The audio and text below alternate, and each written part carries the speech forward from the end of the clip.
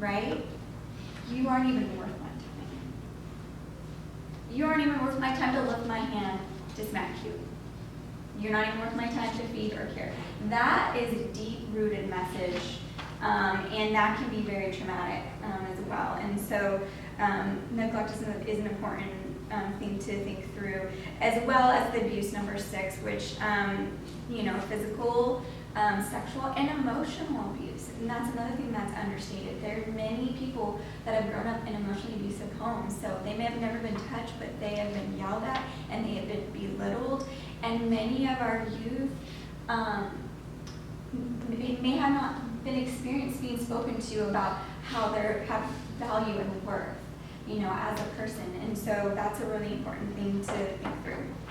So no matter if the youth is adopted, placed in foster care, struggled with homelessness, they all have experienced profound loss, okay?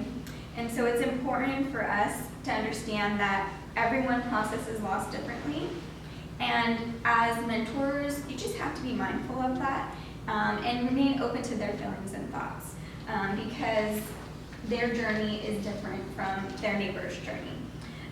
So the second one I'm going to talk about is cortisol, stress in the brain. Okay, awesome. So we all know the body produces a stress hormone called cortisol, and that's to protect us from danger. But what happens is when we are in a chronic state of danger, which some of our youth have grown up in that situation where they are always constantly on go, go, go, their brains start to adapt, okay? And so we're looking at the thing over here. This is from the CDC. We have the scan. This is an actual brain scan. On the left is a brain scan of a healthy brain of a child. So you can see a lot of the activity going on over here, a lot of firing wiring, and then you can see the a brain of a child who's been abused. So there's a lot of missing parts. There's a lot of gaps, and there is not as much firing wiring. So Hebbian principle, I don't know if any of you have heard of this idea, but what fires together, wires together. So that's your next fill-in. So if you get constant firing and wiring of I'm unsafe, I can't trust people, then those are going to be new synaptic connections that are made and embedded in the brain. And long periods of time of that is going to look like a lot of what we call fight, flight, or freeze. So that's the next fill-in. Examples of those behaviors. So running away, what would that be? Flight. Flight, right. Avoiding touch, what do you think that would be? Freeze. Yeah. Stonewalling?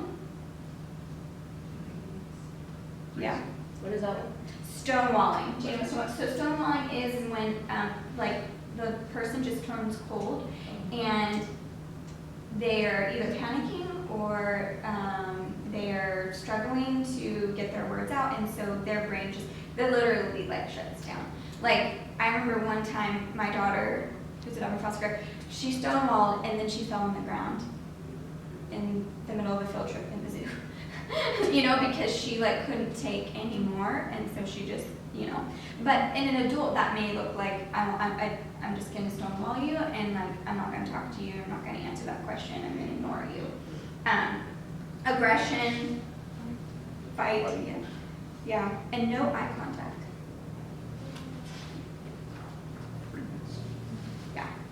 So this is an interesting statistic on the next page. According to the book, The Connected Child by Dr. Pam Purvis, which I encourage any of you to get on Amazon. I think it's $12 or $13. She is out of TCU in the child development. She actually passed away this year, unfortunately, but she's done a lot of years of research and with the kids from hard places. And she says that youth who experience trauma have the adrenal depletion of a 70 or 80-year-old. Okay, so the adrenals in our body are the ones that are pumping. That's what we have. If there's a mountain lion that's going to attack us, we need those adrenals to jump up and tell our body, run, hide, whatever, fight, freeze. And so we've got 9-year-olds, 18-year-olds, 20-year-olds that because their body's been pumping so hard for so long in that stage of I have to survive, that they actually have adrenal fatigue. And so, so you might notice that a youth is just not working up to the capacity that you think that they're able to, or they're struggling with, sleep or tiredness or dehydration, things like that. That's all signs of adrenal depletion. So as we can see, as helping professionals or volunteers, our youth are very resilient and they've dealt with a lot in their lives. But it's important for us to approach them with the support and understanding of their background. So with all of this in mind, we want to really look at the idea of, okay, so how does trauma affect attachment? Because you guys are going to be building relationships with these youth, and the reality is that some of them have good attachments, and others of them, because of the history of what I just explained, may struggle a little bit in building new relationships with people, specifically adults, and their attachment. So we want to talk about the 4 different attachment styles. Some of you guys are probably familiar with it, others aren't, but the first one is secure, obviously. And this is an idea of, this is someone who can let people in fairly easily, can let people out fairly easily, has the ability to have a coherent understanding of their past, present, and future. And it's kind of interesting in the secure attachment world, there's 2 subcategories, and the second one is continuous. So that's at the top of the first page, on your next page. Continuous. So this is someone who was raised by 2 securely attached parents, and therefore their attachment is pretty continuous from their birth to being raised and then now as an adult. The second one is, which I think you're going to see a lot of people within the Renaissance program with this second one, is earned secure. Okay?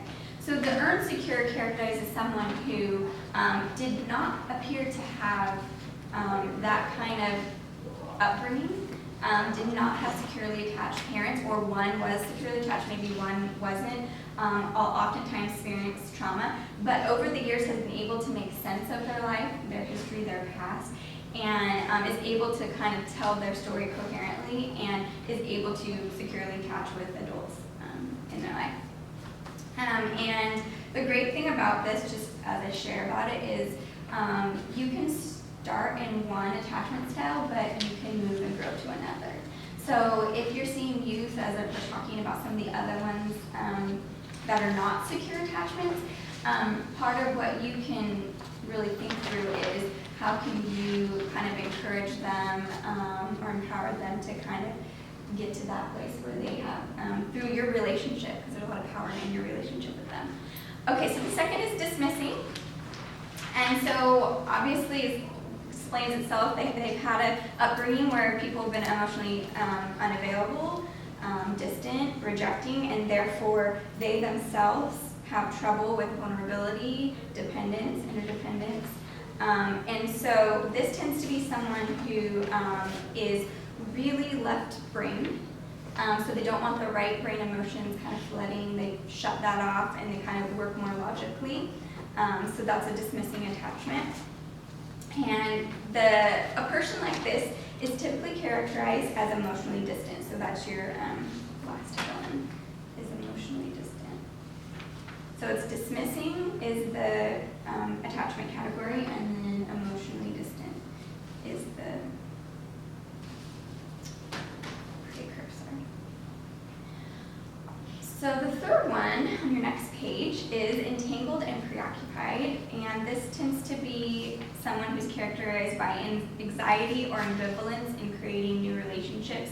A lot of them were raised in environments where they had busy and preoccupied parents, and this is kind of one where I think, I personally feel like we see a lot of in this generation, of the entangled and preoccupied with electronics and with other things, going on, and not to judge or, to say anybody's wrong for the way they parent, but I feel like, I was talking with another therapist that I know, and she agreed that this seems to be more of our generation because we have so many, the generation before us didn't have all the things to compete with to affect our attachment and our relationships with people. So anyways, the brain of an entangled preoccupied person is predominant by right mode processing, which floods the left mode attempt to make logical sense of the past. Okay, so they kind of get flooded and mixed up, and it's hard to process. Number 4 is unresolved, and so it's characterized by unresolved trauma. These people have the inability to be able to kind of come to terms with their past and their story. They have a very disorganized attachment style. And the main point in all of this is, as you connect with you, keep in mind that not only where they may fall in the attachment styles, so that you can better understand, okay, where are we at, and is this going to be a slow-going process as I'm getting to know this person? Are they going to put the walls up, and so I have to be a little bit more intentional, a little bit more patient, or are they someone that's going to be easily connected with? But also you as the mentor. So like when I teach this to parents,